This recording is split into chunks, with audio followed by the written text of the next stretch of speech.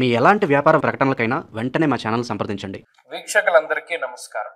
November మాసమందు మీ రాశి వారికి ఏ విధమైనటువంటి గ్రహస్థితి ఉన్నది? ముఖ్యంగా నవంబర్ మాసము చాలా కీలకమైనటువంటి మాసం. ఈ మాసమందు అనేక గ్రహాల తాలూకు స్థితిగతులు, ఉదాహరణకి అతిచారంలో ఉండేటువంటి గురువు తిరిగి వక్రగతిని ప్రారంభం చేయడం, చాలా కాలంగా వక్రగతిలో ఉన్నటువంటి శనేశ్వరుడు తన యొక్క వక్రగతిని పూర్తి చేసి మరలా రుజుమార్గంలో సంచరించడం, కుజుని యొక్క స్థితిగతులు, రవి యొక్క మార్పు, ఇలా అన్ని గ్రహాలు కూడా తమ యొక్క స్థానాలని కొంత ప్రభావితం చేస్తూ ఉన్నాయి. ఉదాహరణకి ఈ మాసంలో ఉండేటువంటి గ్రహస్థితిని గమనిస్తే 10వ తారీఖు దగ్గర నుండి బుధుని యొక్క వక్రగతి ప్రారంభమవుతుంది. అయితే ఈ మాసంలో బుధుడు వక్రించి ఉన్న రుజు మార్గంలో ఉన్న తులారాశిలోనే బుధుని యొక్క సంచారం ఉన్నది. అలాగే రాహుకేతువులు కుంభ సింహరాశులు ఎందే ఉన్నారు, గురువు కర్కాటక రాశి ఎందే ఉన్నారు, శనేశ్వరుడు మీనరాశి ఎందే ఉన్నారు. కాకపోతే శనేశ్వరుడు ఈ మాసంలో 28వ తారీఖు వరకు వక్రగతిలో ఉండి మాసం చివరిలో మాత్రం వక్ర త్యాగం చేస్తారు, అంటే వక్రగతిని వదిలిపెట్టేస్తారు. ఇవి ఫిక్స్డ్ గా ఉండేటువంటి గ్రహాలు. వీటితో పాటుగా శుక్రకుజులు కూడా వృశ్చిక రాశి ఎందే ఉన్నారు. అంటే మీరు గమనించండి, గురుడు, రాహువు, కేతువు, శనేశ్వరుడు, కుజుడు, బుధుడు, అలాగే ఈ మాసమందు శుక్రుడు కూడా ఆల్మోస్ట్ స్థిరంగానే ఉన్నారు.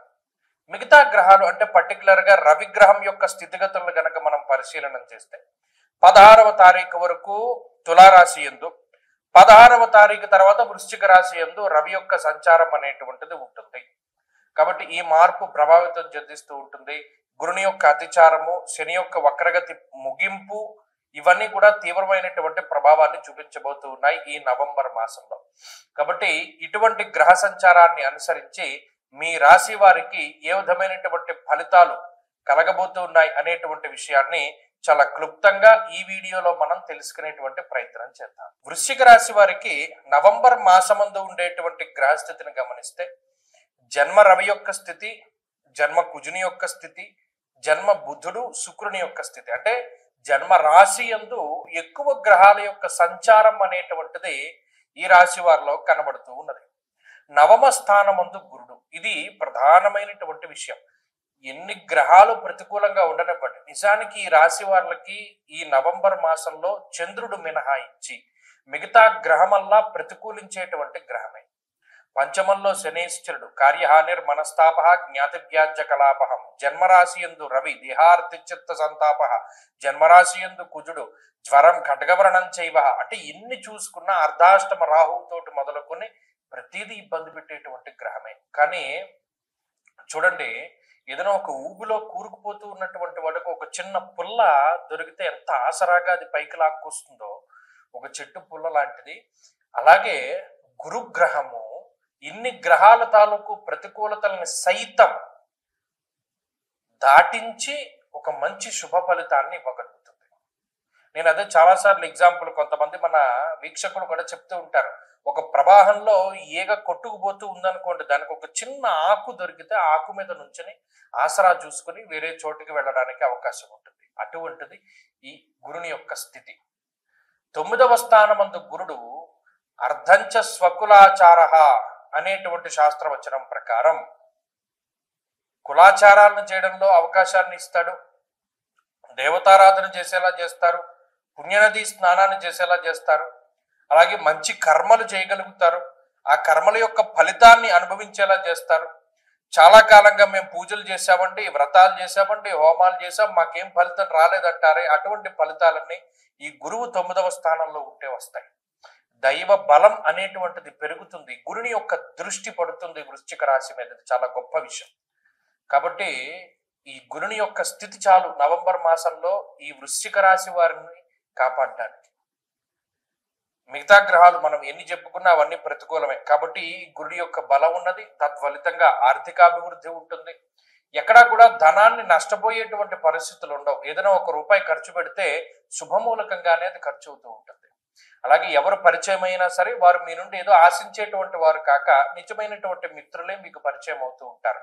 అలాగే ఆర్థికాభివృద్ధికి, ఉద్యోగాభివృద్ధికి అవకాశం ఉంటుంది. దేశాంతరవాసం చేసేటువంటి వారికి కూడా మంచి అవకాశాలు వస్తాయి. కాబట్టి వృశ్చిక రాశికి ఈ నవంబర్ మాసం మంచి మాసమే. ఒక గురుడు అనుకూలంగా ఉన్నారు, మరి మిగతా గ్రహాలన్నీ వదిలేసినట్టేనా అంటే కాదు. వాటి వల్ల కూడా చిన్న ఇబ్బందులు వస్తాయి. వచ్చినా కూడా వాటిని అధిగమించగలరు. ఉదాహరణకి రవికుజులు జన్మరాశి యందు ఉండి ఏ నీరసాన్నో తీసుకొచ్చారనుకోండి, ఒక గంట సేపు ఉంటుంది, తర్వాత మరలా మీ పని మీరు చేసుకోగలుగుతారు. ఆ రకమైనటువంటి వాతావరణం ఈ గ్రహస్థితి వల్ల ఏర్పడుతుంది. కాబట్టి అన్ని విధాలుగా కూడా నవంబర్ మాసం బాగుంది. మరిన్ని మంచి ఫలితాల కోసమై సుబ్రహ్మణ్యేశ్వర స్వామి వారి యొక్క ఆరాధన చేస్తూ ఉండడం చెప్పదగినటువంటి సూచన. ఎక్కువ సుబ్రహ్మణ్య ఆరాధన చెయ్యండి, మంచి ఫలితాలు సంప్రాప్తమవుతాయి. ఈ ఆశ్వీజ కార్తీకాల్లో ముహూర్తాలు ఉంటాయి. ప్రత్యేకించి నవంబర్ నెలలో ఉండేటువంటి పెళ్లి ముహూర్తాలు అంటే నిజంగా కార్తీక మాసంలో ఉండేటువంటి పెళ్లి ముహూర్తాలు అత్యంత బలమైనటువంటి పెళ్లి ముహూర్తాలు. దాంట్లో ఏమాత్రం సందేహం లేదు. అయితే చాలా మంది నన్ను అంటే ఈ మధ్యకాలంలో నేను ఎక్కువ విన్నాను. ఎందుకంటే ఇప్పుడు ఈ ఆగస్టు నెలలో పెళ్లి కుదుర్చుకుని అక్టోబర్ నవంబర్లో పెళ్లి చేసుకుందామండి, మా వాళ్ళేమో విదేశాల్లో ఉన్నారు, అక్కడ నుండి టికెట్లు బుక్ చేసుకోవాలి.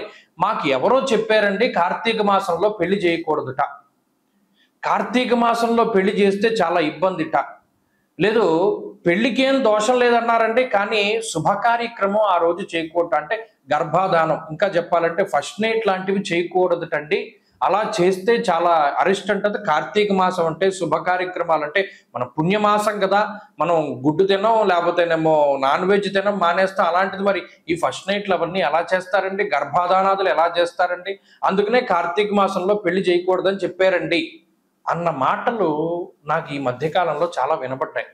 విస్మయానికి గురయ్యాను నేను. ఏమిటిది ఇంత వ్యతిరేకమైన ప్రచారం కనబడుతోంది. ఇంకొక ప్రచారం కూడా కనపడింది, అది ఇంకో వీడియో చేద్దాం అనుకున్నాను కానీ దానికి అంత అవసరం లేదు. ఏమంటే పెద్దవాళ్ళు పైన ఉండాలి, చిన్నవాళ్ళు కింద ఉండాలి తండ్రి ఇంట్లోనూ. మా ఊర్లో అందరూ చెప్పుకుంటున్నారు పెద్దవాళ్ళు పైనే ఉండాలి, చిన్నవాళ్ళు కింద ఉండాలంటే, అలా లేకపోతే అరిష్టం జరుగుతుందిట అని. ఇదేంటమ్మా ఇలాంటి వింత పోకళ్ళు ఎక్కడి నుండి వస్తున్నాయి? మీకు ఒక చిన్న సూక్ష్మం చెప్తాను వినండి. ఇప్పుడు పెద్దవాళ్ళ భుజాల మీదకి ఎక్కి పిల్లలు ఆడుకుంటారు, అవునా కదా అని అడిగాను. అవునండి, పెద్దవాళ్ళ భుజాల మీద ఎక్కి చిన్నపిల్లలు ఆడుకుంటారు. అంటే అప్పుడు పెద్దవాళ్ళు ఎక్కడున్నారు? కింద ఉన్నారు. పిల్లలు ఎక్కడున్నారు? పైన ఉన్నారు. అంటే పెద్దవాళ్ళు కింద ఉండాలి, చిన్నవాళ్ళు పైన ఉండాలి. అంటే గ్రౌండ్ ఫ్లోర్లో తండ్రి గారు, పై ఫ్లోర్లో అన్నగారు, పై ఫ్లోర్లో తమ్ముడు, ఆ పై ఫ్లోర్లో అందరికన్నా చిన్న తమ్ముడు, అలా ఉండొచ్చు. ఇంకొక రకంగా అసలు ఈ శాస్త్రం ఎందుకు పెట్టారండి అంటే పెద్దవాళ్ళు వయసులో పెద్దవాళ్ళు కాబట్టి మెట్లు ఎక్కి అన్ని ఫ్లోర్లు పైకి ఎక్కలేరు కాబట్టి వారు కిందే ఉంటారు. వచ్చిన వాళ్ళ గురించి వాళ్ళు ఆరా తీస్తూ ఉంటారు. పెద్దవాళ్ళు కాబట్టి అన్ని విషయాలు తెలుస్తాయని వాళ్ళని కింద పెట్టారు. చిన్నవాళ్ళు పైకి ఎక్కగలరు, శరీరం సహకరిస్తుంది కాబట్టి పైన ఉండాలి అన్నది కూడా వాస్తులో మర్మం. దీన్ని మార్చేసి పెద్దవాళ్ళు పైన ఉండాలి, చిన్నవాళ్ళు కింద ఉండాలని మొదలుపెట్టారు. ఇది నేను ఆశ్చర్యపోయినటువంటి విషయం. ఇంకొకటి, ఈ కార్తీక మాసంలో పెళ్లి చేయకూడదటండి, పెళ్లి చేసినా కూడా ఈ శుభకార్యం చేయకూడదటండి అని మొదలుపెట్టారు. ఎవడు ప్రచారం చేస్తున్నాడు ఇవన్నీను? తప్పు కదా. ఇప్పుడు ఒక విషయం చెప్తాను, గుర్తుపెట్టుకోండి. కార్తీక మాసము అన్నది నా కార్తీక సమో మాస, అసలు దాంతో సమానమైనటువంటి మాసం లేదు. దేనికి? దానం చేయడానికి. కన్యాదానంలో ఒక సంకల్పం చెప్తారు, దశా పూర్వేషాం దశా పరేషాం మద్వంశానాం మాతృవంశానాం పితృ నరకాతుత్తీర్య శాశ్వత స్వర్గలోక ప్రాప్త్యర్థం కన్యాదానం అహంకరిష్యే అని చెప్పి ఆ కన్యాదాత సంకల్పం చెప్తాడు.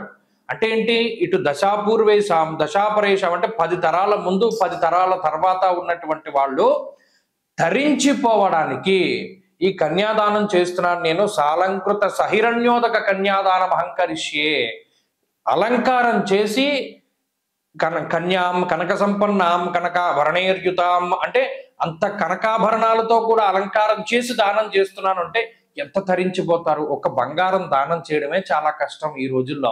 అలాంటిది అన్ని కాసుల బంగారము, అంతకన్నా విలువైనటువంటి అమ్మాయిని దానం చేస్తే కలియుగంలో, అందులోనూ కార్తీక మాసంలో ఈ 21 తరాల వాళ్ళు ఎంత ధరించిపోతారు.